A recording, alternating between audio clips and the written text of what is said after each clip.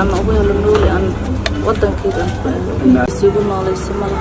أنا بابلان بلا يسدمل wartuun macalin axmed godgodoonka duruufaha nolosha ayay uga soo tagtay deegaanka ay ku nooleed ee beledweyne intaasi waxaa uu sii dheeraynaysan in muddaaba ay kasoo moogan tahay carruur tira oo ay dhashay oo duruufaha nolosha ay saamixi waayeen inay meel wada joogaan inkastoo fartuun macalin axmed ay kasoo jarmaaday masaafe aada u fog waxay hadda ay joogtaa magaalada boorame ee xarunta gobolka awdal oo aysan ku lahayn qaraabo iyo cid toonaba walaal waxaan nahay gabar u dhalatay magaalada beledweyne oo ka timid haddana ninkii ay soo kala tageen oo caruur yaryar haysata markii beledweyne aan garan waayey xaaladeeda iyo jooggeeda ilmahayga waan ku haan kari waayey waan iskaga soo tagay waxaan imaaday magaalada burcana haddana saan u joogay waan afahmi waayey waan iskaga soo tagay hadda waxaan joogaa boorame ilmo yaryar oo waxaan haystaa bilaa aabba waxaan adood miyuu geeriyooday ma geeriyo waan soo kala tagnay booran waxaan uumi inaan muslimiintaan dhex galo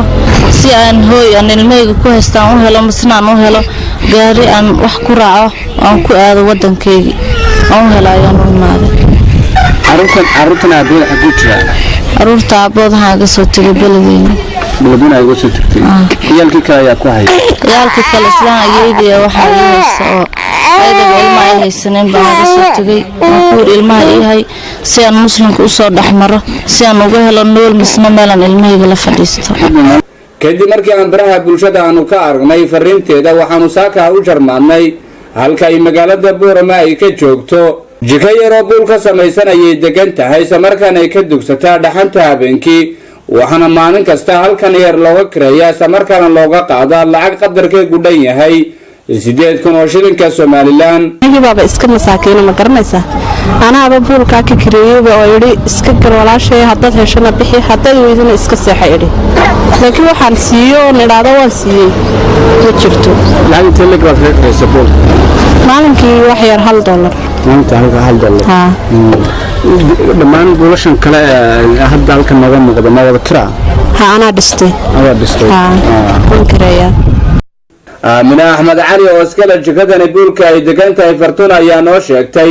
in Fartuun ay ku qaabileen markii xilli habeen Fartuun oo socotay ay weydiisatay meel ay hooyato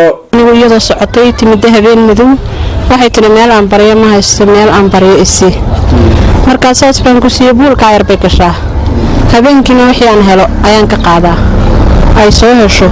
marka intaas iyo ilmaheeda basaas baan ku hayaa markaas ilaahay baa horta wax baahi haya ma garanaysaa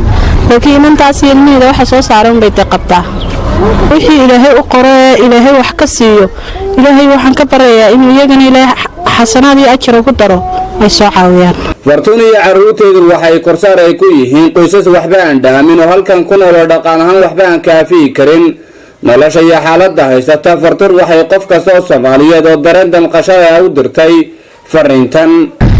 walaalayga muslimiinta inay ilmahayga ila garab qabtaan ay ila caawiyaan waa in kasta